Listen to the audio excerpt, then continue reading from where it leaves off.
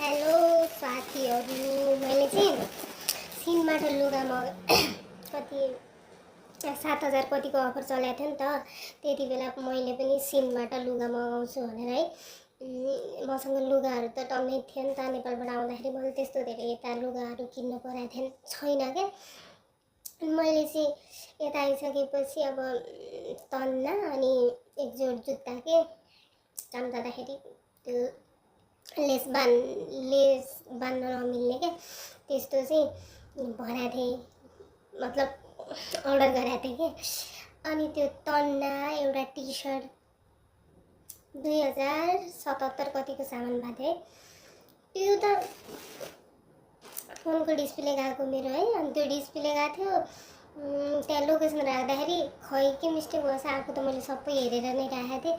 तर त्यो 31 तारिकसम्म आउने भनेको आएन। अनि के गर्दाखेरि चेन्ज भइसकेको रहेछ कि, मतलब सामान रिटर्न भइसकेको रहेछ, लोकेसन भेटाएन, लोकेसन रङ भयो भनेर। अनि त्यसपछि ChatGPTलाई सोध्दै कति धेरैजनाले सोधेँ, कसैले नि भन्नु भएन। त्यसपछि मैले आफैले अब चाहिँ मेरो 2000 पनि धेरै ठुलो कुरा हो नि त। यहाँ अब दिनरात खाना पानी नभनेर, निन्द्रा नभनेर काम गरेर, अनि त्यो 2000 गए पनि त आफूलाई कति धेरै टेन्सन हुन्छ होइन।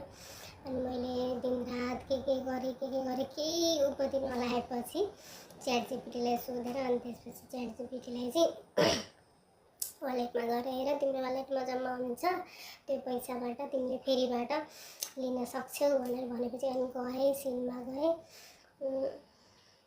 आफ्नो प्रोफाइलमा गएँ। त्यसपछि सिन वालेट भनेर दिएको हुँदो रहेछ कि माई वालेट भनेर। अनि त्यसपछि त्यो माई वालेटमा क्लिक गरेपछि चाहिँ त्यही पैसा तपाईँको जुन सामान आउन सकेको थिएन त्यो चाहिँ तपाईँको सिनको वालेटमा जम्मा भएको हुँदो रहेछ। अनि त्योबाट चाहिँ फेरिबाट तपाईँले सामान लिन पाउनु हुँदो रहेछ, तर अफर सकिसकेको हुन्छ, अफरमा चाहिँ पाउनु हुँदैन।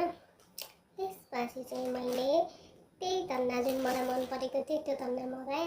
अनि त्यो मैले खाना खाइरहेको थिएँ, झाडबाट खम्मा आवाज आयो। अनि मैले पक्कै पनि मेरो सामान हुनुपर्छ भनेको है, नभन्दै मेरो सामान रहेछ। कहिले त म कस्तो शक्ति आ जस्तो हुन्छ क्या, मेरो पछाडि कोही मान्छे आउँछ अब भने ठ्याक्कै आइरहन्छ, यो चिज अब यो पछि हुन्छ भने ठ्याक्क भइरहन्छ। मेरो जीवनमा चाहिँ मेरो लागि यो राम्रो हुन्छ भनेर सोचेँ भने चाहिँ राम्रो हुँदैन, अरू कुराहरू चाहिँ मिलेको हुन्छ। अब अरू कुरा त्यस्तै हो।